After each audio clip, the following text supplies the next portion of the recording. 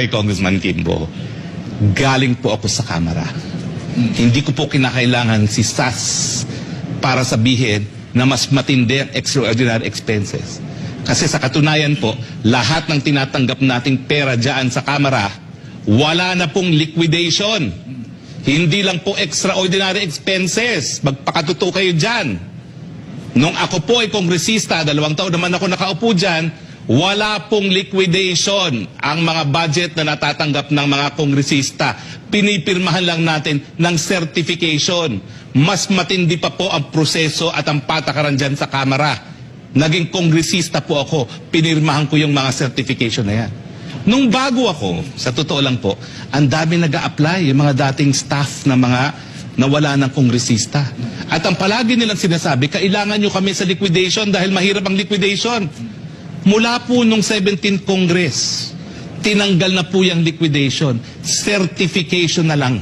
Yan ang extraordinary expenses ninyo. Confidential and extraordinary expenses. Lahat ng natatanggap ng congressman. Magkano yan? Nung panahon ko po, kasama ang sweldo, 700,000 a month. O, kasama na lahat yan. Supplies, travel. Pero actually, may mga itemized lang yan. Ang katotohanan yan, binibigay ang bumbuo cash. Pipirmahan mo lang ang certification na ginastos mo yan. Wala nang kinakailangan pa. Wala nang liquidation. Nagulat ako kasi nga, nung nandun ako bago, nung mga unang araw ko, awawan namin nagsasabit ng resume, ang palagi nilang sinasabi, sanay kami mag-liquidate. Tinanggal na po lahat yun mula nung 17th Congress. Lahat po ngayon, confidential fund, lahat yan, miscellaneous expenses sa Kamara. Magpakatuto kayo dyan dahil ako'y galing dyan, pwede ba? O gusto niyo, isiwalat ko pa kung saan galing ang mga ibang kita ng congressman. Eh ako naman, di ako nakinabang dyan dahil biskin nakakuha ako ng budget, ninanakaw naman ng mga district congressman na kontrolado ang district engineer. Pero hindi naman sige, gusto nyo, mag-episode tayo, special episode with Blackboard, kung saan nyo kinukuha ang mga kita ninyo. Kung bakit nagpapakamatay kayo maging chairman ng commission ng Committee on Appropriations.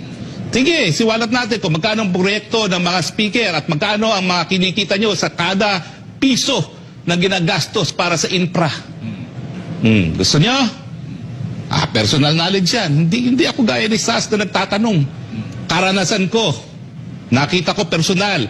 Itigil ang kasinungalingan. Ang katotohanan, tinatarget nyo si BP Sara dahil siya'y banta sa 2028. No other way of explaining it. Mahiya kayo dahil bakit si BP Sara lang ang tinarget nyo, hindi mga sarili ninyo. Diba?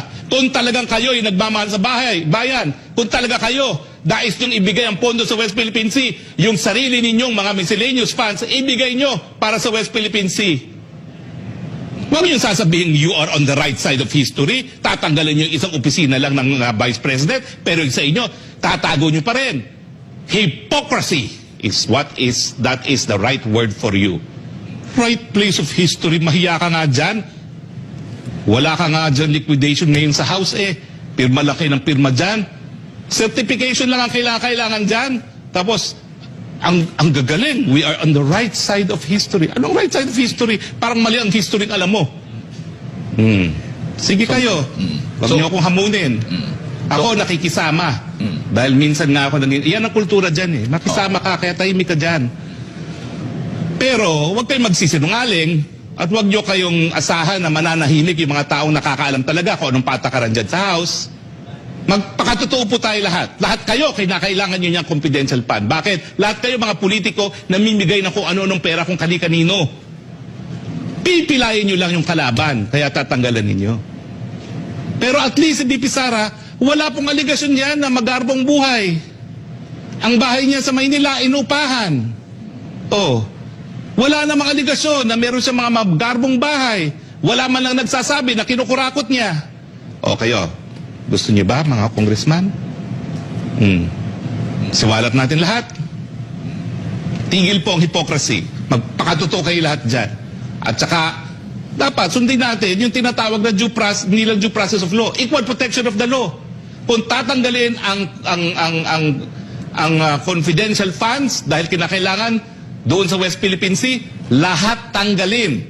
Huwag mag-single out ng isang opisyalis lamang. Dahil pag nag-single out, obvious na mumuliti ka.